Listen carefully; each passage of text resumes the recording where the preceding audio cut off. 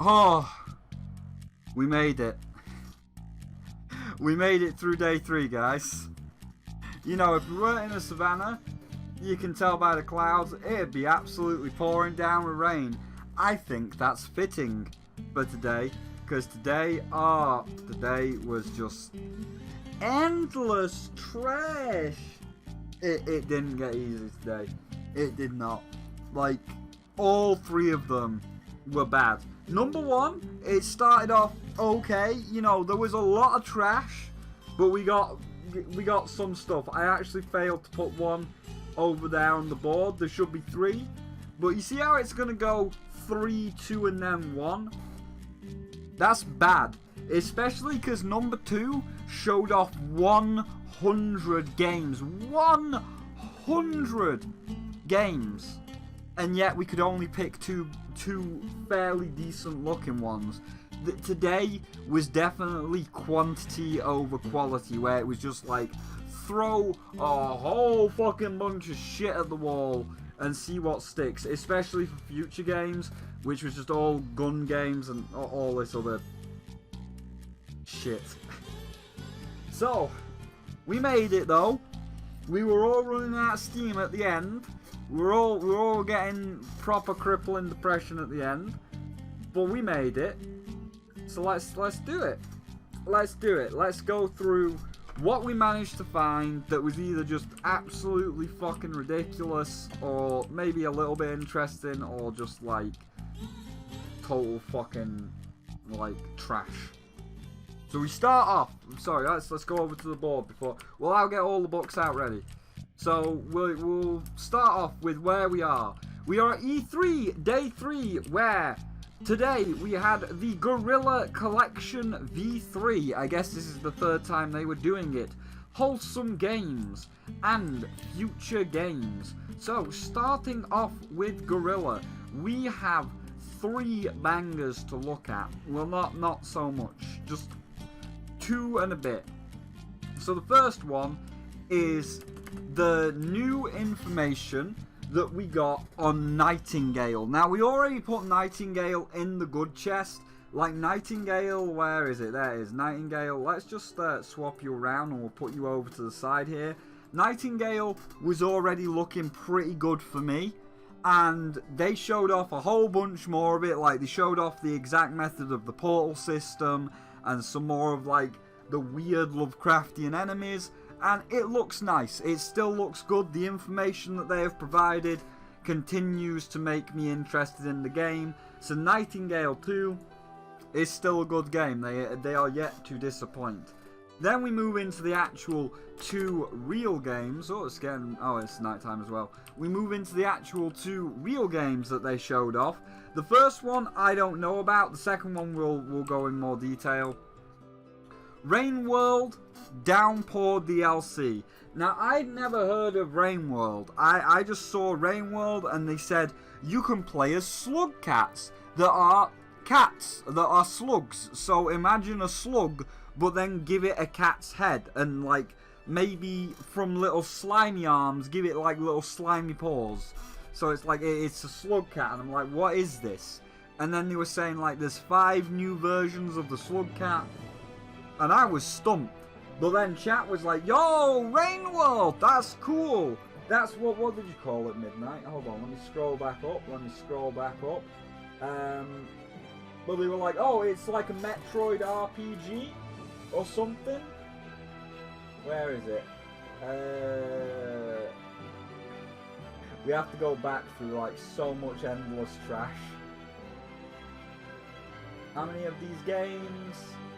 Oh, I can't even get that far back up the chat without like really scrolling.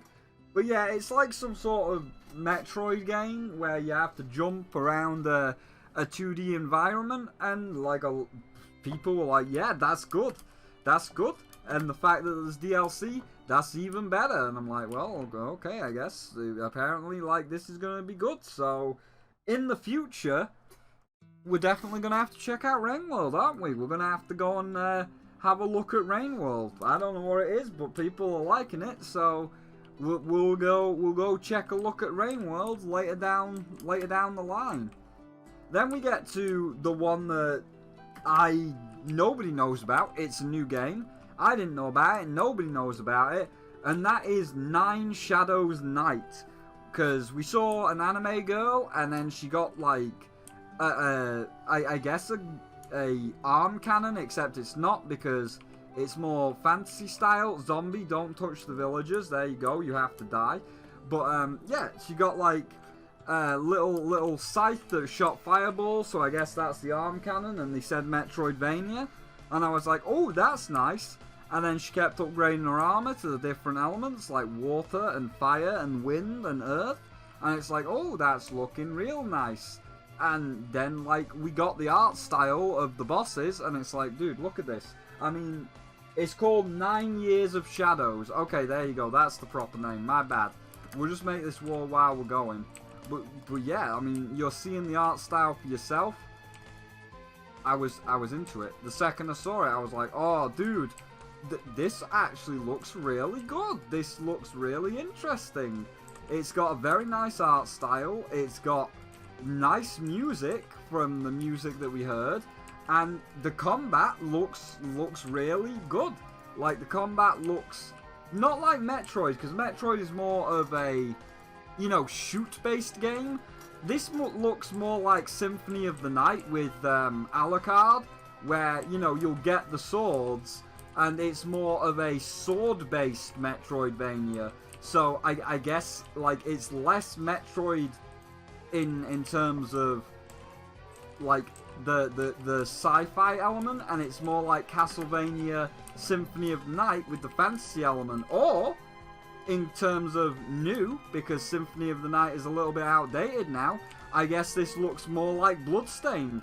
And, you know, Bloodstained has the same sword-like combat. So if this is just Bloodstained 2, which is looking like a Bloodstained 2, then 9 Years of Shadows, I'm all in for. Sign me up. So we're definitely gonna have to go looking for 9 Years of Shadows, and 9 Years of Shadows, that's going right in the good chest. 9 Years of Shadows right there. And that was really it for Guerrilla Games. Definitely the strongest of the bunch when it comes to like games presented. Like they are definitely the ones that led the charge. You know, there was a lot of mediocre games, but they showed a couple of good games. They showed ones that would definitely pique people's interests. It's not like out the realm of possibility. For some of the games that were shown to pique other people's interest, didn't pique mine. But then you got to wholesome games, and that was quantity over quality. That was just like, oh my god, because they just showed off 100 games. Like they even said like, oh, we've got 100 games to show you, and it was just endless trash. Like, that's the one that just took all of our energy. It's like, please, just give me something. Give me anything. Excuse me, don't go for him. Just give me something. Give me anything. And they couldn't, except for one. Sorry, two. And one of those is like an, it's okay game. It's like, and maybe the first one that we'll cover is Frog Gun, which is like you're a girl dressed as a frog, and you have a gun that is also a frog, and like it shoots out its tongue, and you can grapple stuff or you can solve puzzles. So I guess like the closest it would be in terms of the way that it acts is Chameleon Twist for the N64, but it's in no way as creative or visually appealing as Chameleon Twist, because Chameleon Twist was just crazy and Chameleon Twist was fire. But like, you know, it's looking alright, but there's something about it where I'm like, I don't know, maybe, but it just looks like it'd be, it's half done. I don't know. There's something that's not quite right about Frog Gun. I'm not gonna say it's bad, but until I see more of it, until we get like a full look at it, because a lot of these were just trailers, and when you got 100 games, and you're just like, next game, next game, next game, next game, next game, next game, just back to back to back to back to back to back, you don't really get enough time to look at it. But from the little snippet we saw, you know, it was interesting enough to make the list, but it wasn't interesting enough like 9 Years of Shadows to be like, oh man, I'm excited for that. So you're just going in the maybe. I'll come back to you when we see more of her. I'll come back to you. But then we had River Tales, which isn't anything that'll set the world on fire. It's a cat and it's a fish, and one player controls the cat and another player controls the fish. It's a strictly 2-player game, so it's like the Book of Love or It Takes Two, whichever way it was called. I'm pretty sure it was just called the Book of Love. But yeah, it's like It Takes Two or the Book of Love, where it's strictly a 2-player game. One of you controls the cat, one of you controls the fish. There's a lake, the cat can't cross the lake, so player 2, who is the fish, they have to bump up these lily pads so that the lily pads act as platforms for the cat to jump across. And then like there might be a waterfall and the fish can't get up the waterfall, so the cat has to do something to like put the fish in a bowl and have the bowl go up the waterfall. So it's like it's definitely a co-op, one of those It Takes Two co-op style games. And again, while it's definitely not groundbreaking and it doesn't look as visually crazy as a magical dreamland of the Book of Love, I like those kind of games. They can definitely work for multiplayer style games. So like Fishtail or Rivertail, get in the good chest. Maybe when we see a bit more of you, we might get you on stream. We'll do a 2-player stream or something. And that was it. That was it for 100 games. One of them was like, it caught our attention in terms of like, oh, frog, maybe. And then Rivertails was like, yes, this is good. And then the other 97 were just putting us to sleep. The other 97 were like, just please stop. And then of course, after you're beaten down, after you've got the Grogard Depression icon on the stream, then you come into future games that literally had nothing up until the end. Like 99.9% was just gun game, racing game, farming simulator, dark, gritty, horror, hospital shoot gun, hospital, gritty, dark, everybody's gonna die one day. It was bad. It was bad. We couldn't, like, I was ready to call it quits. Midnight was ready to call it quits. Everybody was ready to call it fucking quits, because it had nothing. It had nothing.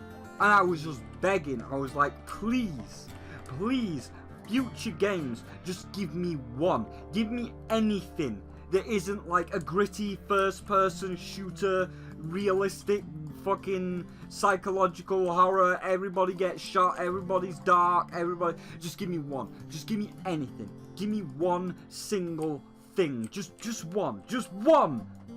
And they give me one.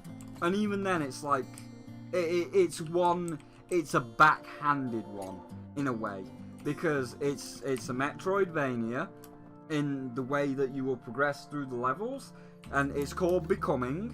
So there you go, it's Becoming, and we'll go get Becoming out. And in terms of like the music, visuals, looks fucking stunning. You're going down into like some demonic realm, and you're like a girl that's in a straitjacket and one of those old diving helmets, but it gives you like magical soul flame arms that you use to kill the demons.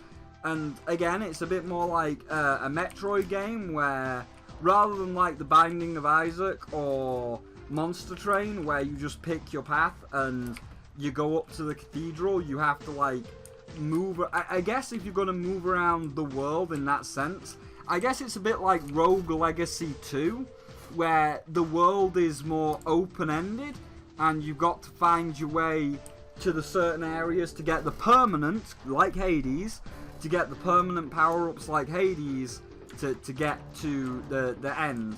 So it's like everything looks great, everything is like going well for it, and it's like, oh my god, this is such a cool Metroid game, and then they say it's a roguelike. So if you die, aside from any permanent upgrades you get from like killing the bosses, like this Shark Dash, or I'm going to assume that the Shark Dash is the permanent one, you're gonna lose a lot of it, and it's like, but why? So like the only good one is also like with the caveat that it's another roguelike. But you know, again, musical wise it looks great, visual wise it looks great, like can't complain. The character design really creative and unique. Again, like I don't know why the diver's helmet is giving this girl soul flame arms, but it is, and it's like, it's more, she has to use her mind to control her soul fire because her arms are in a straitjacket. So it's like, that's an interesting and unique design, as is all of the demons and the bosses. They're very colourful. You know, it's not a dark, gritty hell, because, like, that's fucking boring, and, you know, you want, like, a light hell, like, just bright and colourful, because it's a game, and games are meant to be fun, and you need to have fun characters, and not dark, miserable fucking characters. So, like, yeah, all of her design and all of the demons' designs look really fucking cool. And it's probably the one out of this entire 6-hour shit show that I latched onto the most, where it's like, hey, well, that and 9 Years of Shadows. 9 Years of Shadows also looking like beyond fucking good. Like that, ooh, that looks really good as well. So like, out of today, out of the 6-hour shit show, definitely Becoming and 9 Years of Shadows are the two that go into the goods, that are the ones that I'm definitely looking forward to, as well as more of Nightingale, because again, they did show a bit more of Nightingale, and I'm like, yeah, this is good, this is nice, I like this. So with that, we will finish this part of the wall right here, just to have that row done, and we will stick Becoming right in the good chest. Look at that. And that'll do. We are nearly there. We are on day 4, and I think day 4, let me just check, I'm pretty sure day 4 is the big day. June 12th, yes. Today is the big day. Today is the big one, where we will have the Xbox and Bethesda Game Showcase and the PC Game Showcase. These are two of the big major like players that show up at every E3, and they're the ones that always drop the big major releases for those types of games.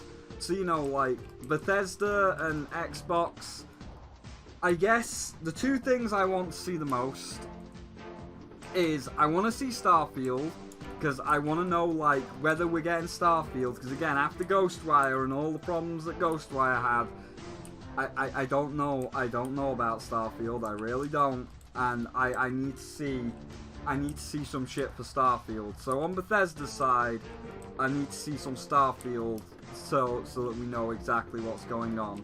And while it'll be curated, like, at least some of the footage will give us a feel for how the game might play and look, and then we just have to assume that it's going to have a load of bugs. Microsoft, I'm hoping maybe for some Sea of Thieves content. I don't really know what else I'd want out of Microsoft. I mean, there has been that rumor going around that there is going to be a Banjo-Kazooie remake, and Toys for Bob said it, because Microsoft owns Toys for Bob now. And while that would be nice, and while that's a nice dream, you know, Julian Robotnik, a nice dream, but dreams are meant to be broken. I don't think that dream's coming true. Like, if it does, if you see fucking Kazooie being like, hey bitches, your sassy Breagle girl is back, then yeah, everybody's gonna hit the fucking roof. Like, everybody, that's it. Like, but Microsoft will win E3, like, non-contest. If Kazooie walks on stage Well, I mean, she wouldn't. Well, I mean, you know, I say she wouldn't walk on stage, but given like that, you know, real life concert with the Squid Sisters from Splatoon, or the Hatsune Miku contests, or concerts, where they can just like put a virtual girl on stage now, like it's a real thing. Like, considering the Hatsune Miku and the Squid Sisters, Kazooie could very well walk out on stage. But main point though, if we see a Jiggy or anything Banjo-Kazooie related, especially like one of the characters like Kazooie just literally coming on stage and being like, oh yeah, it's real, it's me guys, it's me, the real Kazooie, and it's real, like, me, the character in the game, is confirming it's real, then yeah, you fucking won. Hands down, non-contest, it's over. Get out of here, you're finished, you're baked, you're done. But aside from that, I don't think I know if I want anything else out of Bethesda and Microsoft. And then for PC Game Show, I mean, look, we all know what we're waiting for. We all know what we're waiting for. We're waiting for a fucking. If it's gonna be anywhere, and let's say it, if it's gonna be anywhere, it's gonna be there. Everybody wants Silksong. Like, the second everybody sees that fucking bug in the red dress, that's it. It's done. It's done. It's over. It's game over. You did it. You won. But will that come to pass? Well, that's a big one, isn't it? That is definitely a quite a big one, and I don't know, but I hope it is.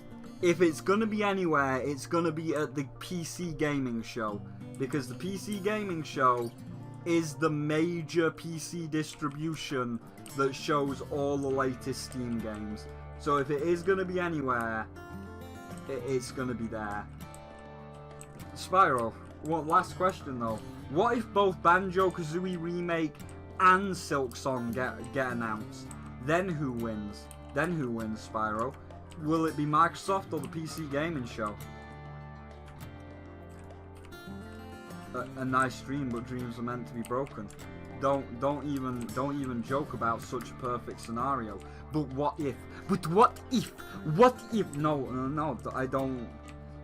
If that perfect world comes to pass, if we actually go back from the darkest timeline into the best timeline, then video games are saved. It's gonna be like that moment, you know. It's gonna be this moment. Let me bring it up. It's gonna be the Devolver Digital moment, where it's like the best video games. You know, click this, go to this, go.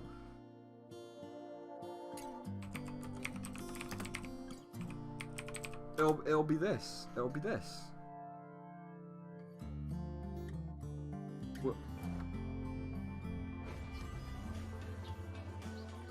Wait, where is it? Where is it? Yeah. It'll be this.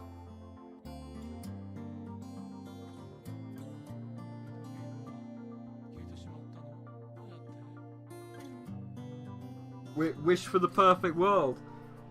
It will be a tie. No, it'll video games will be saved. It'll be this.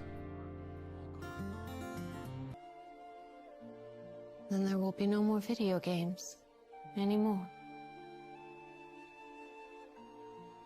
いくつお願いできるの? As many as you want. And the more wishes you make, the more magnificent video games will become. 本当? How many wishes do I get? Well, but you know, that's the perfect timeline. You know, I don't think we've got enough wish power.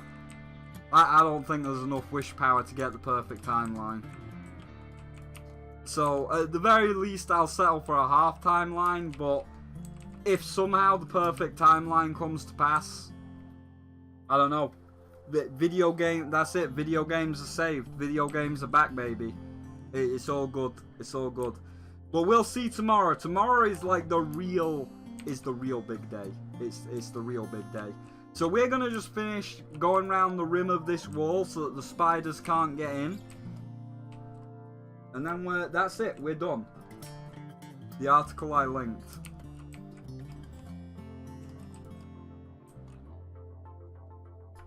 What article did you link? What have you given me? You haven't given me any article. Are you on about the Xbox is planning to reveal Banjo-Kazooie franchise, a developer has claimed? Are you on about that one?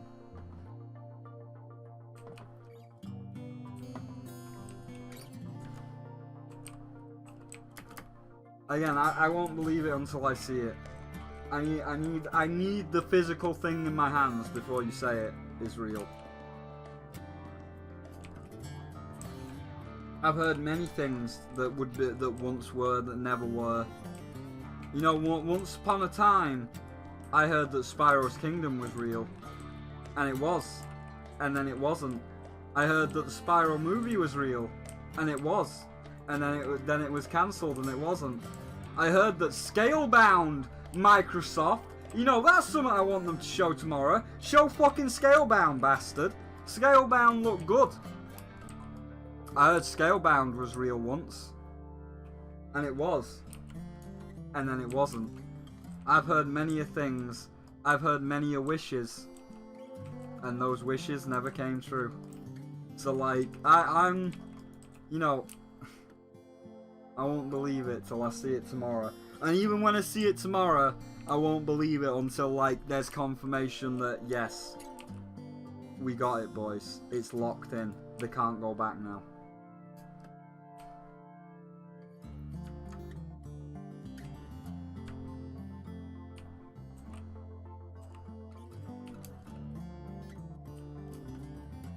Well, we'll see. We'll see. But for now, what's just been sent? I have to say, I just don't believe it. Yeah, well, there you go. See, even the guy that's making the music, he says no. He says it's not real. He says it's a lie. He says it's a lie. But for now, that's it. That's the end. I'm gonna go finish day 2, which is yesterday. But yeah, I'm gonna go finish day 2, and we'll see you tomorrow for the big ones. We'll be ready and waiting for the big boys tomorrow. But for now, I'll go upload day 2, and I'll see you then. And just remember, for this week of E3, I am the best, and everybody wants to be me. In a bit, everybody. In a bit, chat.